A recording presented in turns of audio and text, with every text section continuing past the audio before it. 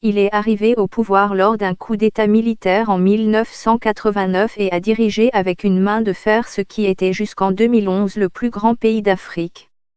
Lorsqu'Omar el-Béchir s'est emparé du pouvoir, le Soudan était au beau milieu d'une guerre civile de 21 ans opposant le nord et le sud du pays.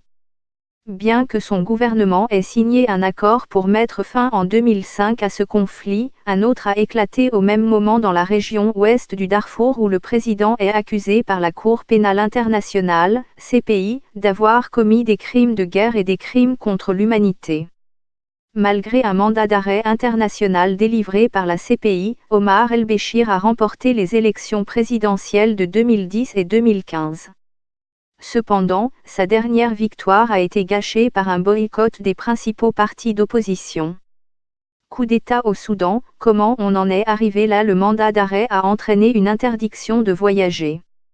Mais cela n'a pas empêché Omar el-Béchir d'effectuer des visites diplomatiques en Égypte, en Arabie Saoudite et en Afrique du Sud. En juin 2015, il a été contraint de quitter précipitamment l'Afrique du Sud après qu'un tribunal sud-africain a examiné l'opportunité d'exécuter le mandat d'arrêt de la CPI. Avant de prendre les rênes du pays, il était commandant dans l'armée, responsable de la conduite des opérations dans le Sud, contre le chef rebelle John Garang, aujourd'hui décédé. Lorsque le commandant el-Béchir signe l'accord de paix avec Garang et son mouvement populaire de libération du Soudan, il tient à préciser que l'accord n'est pas synonyme d'échec, nous ne l'avons pas signé après avoir été brisé. Nous l'avons signé alors que nous étions à l'apogée de nos victoires. Au Soudan, les militaires disent avoir pris le pouvoir. Son objectif a toujours été de maintenir un Soudan unifié, mais un référendum sur la sécession du Soudan du Sud a été convenu dans le cadre de l'accord de paix. En janvier 2011, lors du référendum, 99% des électeurs du Soudan du Sud se prononcent en faveur de la séparation. L'État indépendant du Sud-Soudan est déclaré 6 mois plus tard. Bien qu'Omar el-Béchir ait accepté l'indépendance du Soudan du Sud, son attitude à l'égard du Darfour a été caractérisée par la belligérance. Au Darfour, un conflit fait rage depuis 2003, année où les rebelles ont pris les armes. Ils accusent le gouvernement central de les marginaliser. Omar el-Béchir rejette les accusations internationales selon lesquelles il aurait soutenu des milices janjaouidées arabes accusées de crimes de guerre contre les communautés noires africaines de la région. La population se réjouit du départ du président au Soudan. Monsieur el-Béchir est né en 1944 dans une famille d'agriculteurs du nord du Soudan, qui faisait alors partie du royaume égyptien. Il est membre de la tribu bédouine d'Aluminium Bderia Aluminium Damashia. Il s'enrôle dans l'armée égyptienne et gravit les échelons, participant à la guerre de 1973 contre Israël.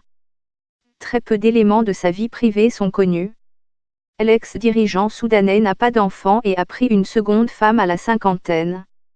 Il a épousé la veuve d'Ibrahim Cham Aluminium Din, considéré comme un héros de guerre dans le Nord. Lors de la longue guerre civile, il a vu de nombreux collègues tomber et n'a pas hésité à recommander aux survivants de se remarier avec les veuves de guerre. Sur l'échiquier politique, 2 personnalités ont tenté de tirer leur épingle du jeu lorsqu'il était à la tête de l'État.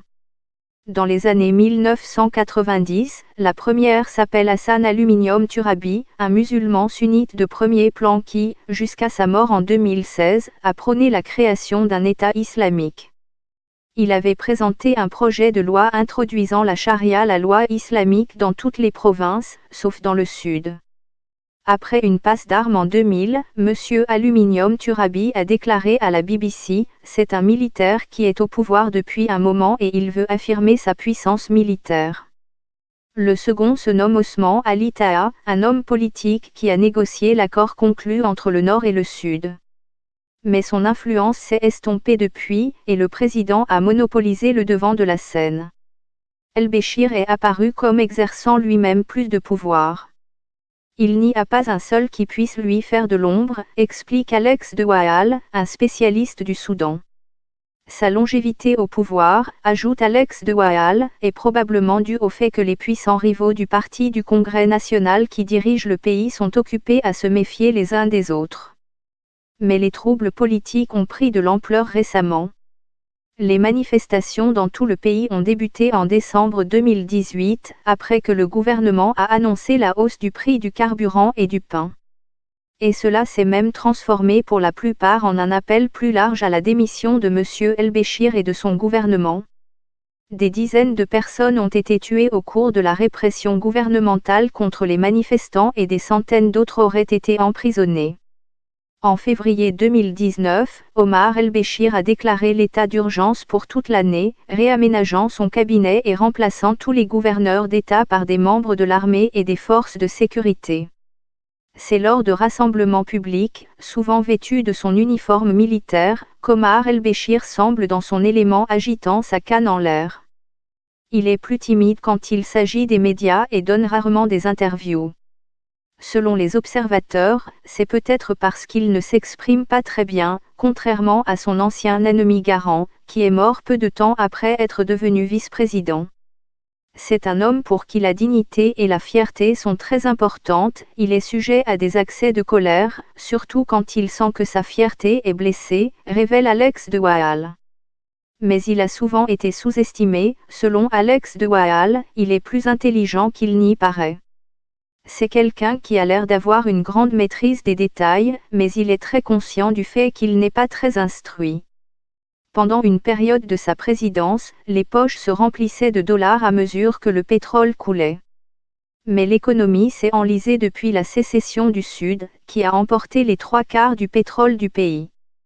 Omar El-Béchir a nié les accusations selon lesquelles l'accès aux fonds gouvernementaux et à l'argent du pétrole était une cause sous-jacente des troubles au Darfour.